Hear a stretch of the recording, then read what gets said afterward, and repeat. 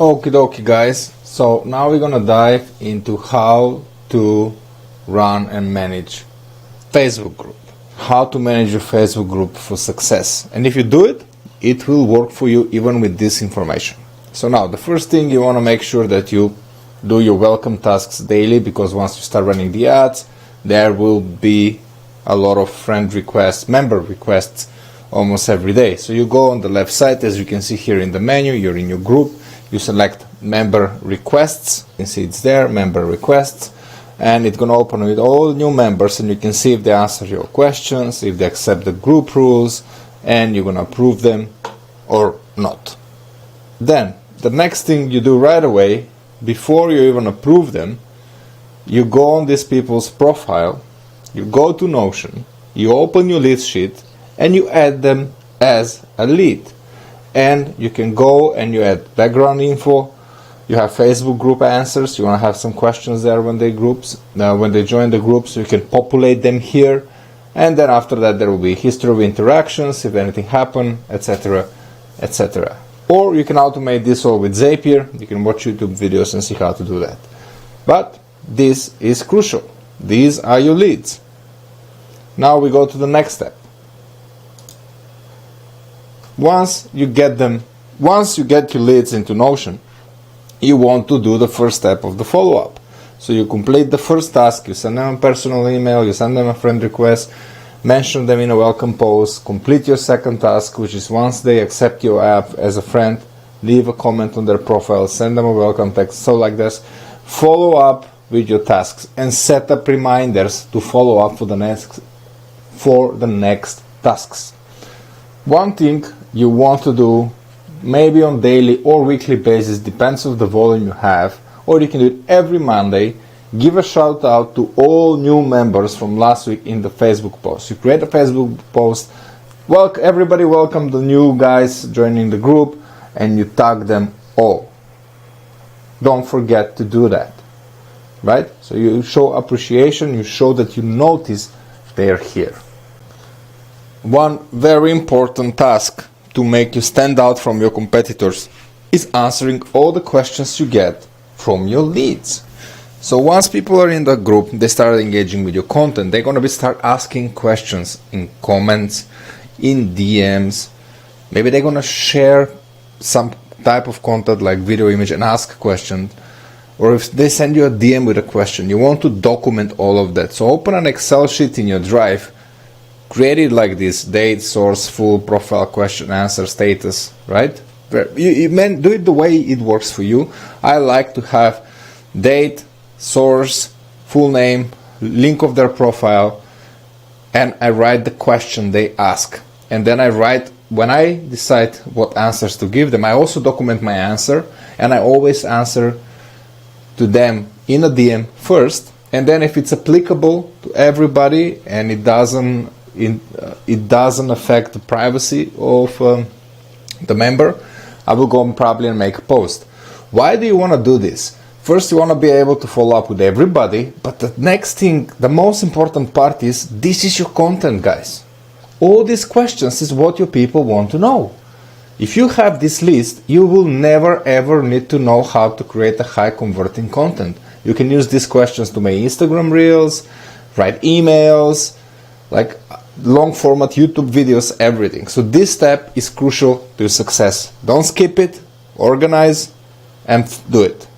Now, once you did everything we just said, this is how you manage your Facebook group. So you need to create content on daily basis. Not necessarily mean, if you don't have the time, do it twice a week, but you want to create content on daily basis. And some content can be just a single image. So I have these calendars. Again, this is a bit simple strategy to go for, but there's way more advanced ways to manage these groups, right? If you have teams and if you grow, you want to pay more attention to these people, there's way more advanced way to do that. But this is a simple way that works. So every Monday you go live for 2 to 5 minutes. You ask people to jump on a weekly challenge. Hey, I want you to follow 10 new members. Hey, I want you to send 20 DMs. Hey, I want you to run 3 new ads, for example. Yeah, and you encourage people to post images and videos, leaving comments. You want them to share, right? This creates a lot of engagement in the group. Then Tuesday you can post a motivational video. You can talk directly to the people in the group and ask people to engage in the comments. You can post an image and write some motivational captions, or you can go just quickly live or share a video if you say something motivational. On Wednesday you can go live for 2-5 minutes, or you can post pre-recorded video, or you can even post an image and ask people to share their experience or opinion on something they can relate to.